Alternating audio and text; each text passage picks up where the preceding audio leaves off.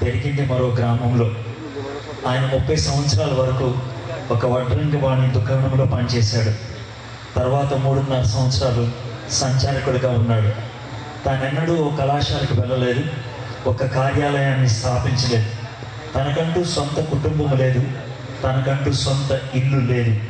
తాను పుట్టిన ఊరి నుంచి 200 మైళ్ళ దూరం ఎన్నడూ ప్రయాణం చేయలేదు.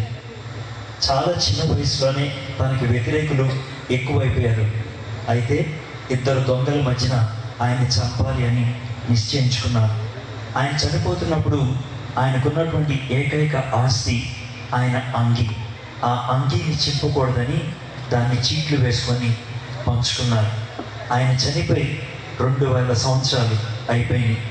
ఈ 2000 సంవత్సరాల్లో ఎంతోమంది రాజులు వచ్చారు, పోయారు. ఎన్నో ప్రభుత్వాలు వచ్చాయి, పోయాయి. ఎన్నో రకాలైనటువంటి శాస్త్రవేత్తలు వచ్చారు, పోయారు. కానీ వాళ్ళందరూ కలిసి చూపించినటువంటి ప్రభావం కంటే ఈ ఒక్కడే చూపించిన ప్రభావం ఇప్పటికీ మరుపురానిది. ఆయనే యేసుక్రీస్తు.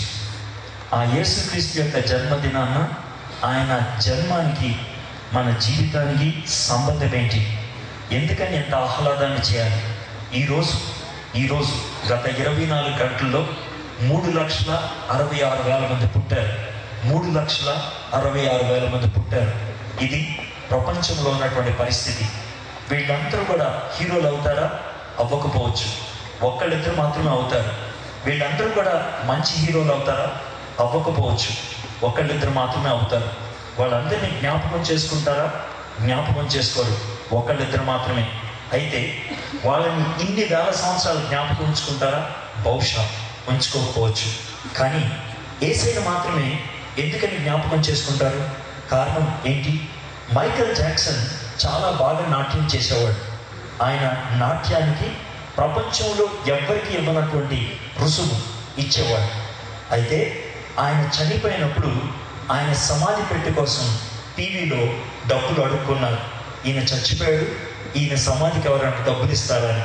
అది ఆయనకున్నటువంటి పరిస్థితి. హిట్లర్ మీకు తెలుసు, భయమకే నేనంటే భయపడుతుంది అని బెదిరించాడు. నాకంటే ధైర్యవంతుడు ఎవడూ లేడు అని అనుకున్నాడు. ఆగస్ట్ 5వ తారీఖు, ఏప్రిల్ 30వ తారీఖు 1945వ సంవత్సరాన అర్ధరాత్రి ఆయన నుసుగు మీద పిస్తల్ పెట్టుకొని ఆయన ఆత్మహత్య చేసుకున్నాడు. ఎందుకంటే బయట ఉన్నటువంటి రష్యన్ సైనికులు దాన్ని చంపేస్తారు అనేటువంటి భయంతో.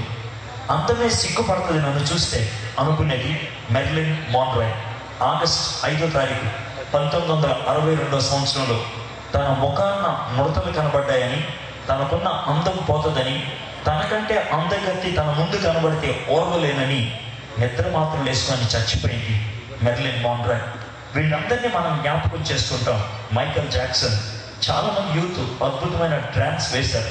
ఒకవేళ మైకేల్ జాక్సన్ ఇక్కడికి వస్తే మీలో చాలామందికి గుండె ఆగిపోతుందేమో, ఏ మైకేల్ జాక్సన్ ఇక్కడికి వచ్చాడని.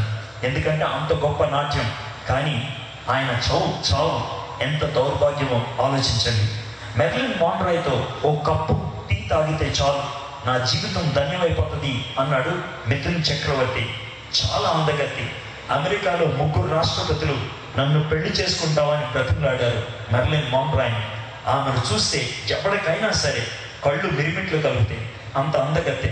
కానీ అందం పోద్దనే భయంతో ఆత్మహత్య చేసుకొని చచ్చిపోయింది. హిట్లర్, చిరంజీవి అదే పేరుతో సినిమాను తీశాడు, అదే డైలాగ్ని ఆ సినిమాలో ఉపయోగించాడు. భయానికే భయం వేస్తుంది నన్ను చూస్తే అని. అది హిట్లర్ డైలాగ్. చివరికి అదే భయంతో ఆత్మహత్య చేసుకొని చచ్చిపోయాడు హిట్లర్. వీళ్ళంతా మన దృష్టిలో హీరోలు, దాంట్లో అనుమానం ఏం లేదు. ఈ లోకంలో ఎవడైతే పైకి వెళ్దాం అనుకున్నాడో అంత పైనుంచి కింద పడ్డారు. వాళ్ళ చరిత్ర ఎలా ముగిసిందో మీకు తెలిసిందే. యేసయ్య పైకి వెళ్ళటానికి రాలేదు, కిందకి రావడానికి వచ్చాడు. యేసయ్య గొప్పతనాన్ని చూపించుకోవడానికి రాలేదు, మనల్ని గొప్పవాడు చేయడానికి వచ్చాడు. ఈ లోకంలో ఎవడైనా హమ్ కిసీ సే కమ్ నహీ అనిపించుకోవడానికి ఇష్టపడతారు.